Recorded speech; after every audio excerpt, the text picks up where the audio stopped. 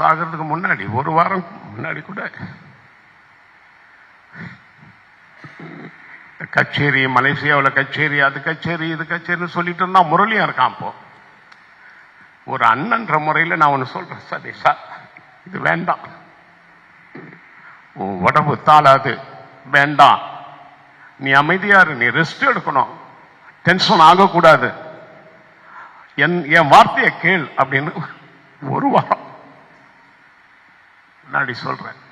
ஏன்னா ஒரு தம்பி ஐசிஎஃப்ல வேலை செய்யறான், இன்னொருத்தன் ரிப்பன் பில்டிங்ல வேலை செய்யறான், இன்னொருத்தன் ஐஜிஆப்ல வேலை செய்யறான்னா அந்த அந்த இந்த பிரிவு ஓரளவு மறைஞ்சிரும்.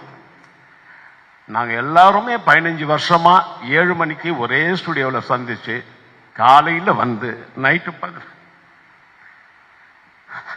அதனால மறக்க முடியாது. சொல்ற மாதிரி அவங்க இல்லைன்னா நான் இல்லை, இந்த இந்த மியூசிக் டைரக்டர் போஸ்டே வந்திருக்காது. ஏன்னா பிகாஸ் நான் அங்கே ஒர்க் பண்ணிட்டு இருந்தேன், கவர்மெண்ட்ல இருந்தேன், எனக்கு தெரியாது, இந்த வாய்ஸ் ஸ்கின் தெரியாது, எப்படி பாட்டு பண்றது தெரியாது, ரீ ரெக்கார்டிங் தெரியாது.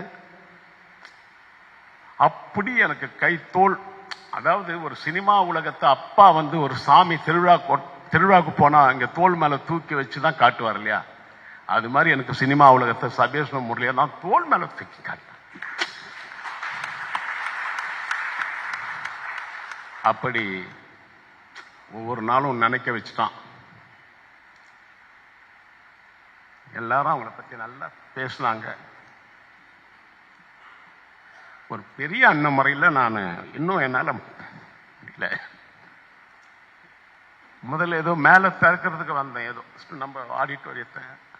அப்போ வரும்போது நல்லா இருந்தேன். இப்போ வந்து எண்டாவது உள்ளுக்குள்ள என்னைக்கு இருந்தாலும் அவன் நல்லா இருப்பான், ஆத்மா சாந்தி அடையணும்னு எங்கள் குடும்பத்தார் சார்பில் நான் வேண்டிக்கிறேன்.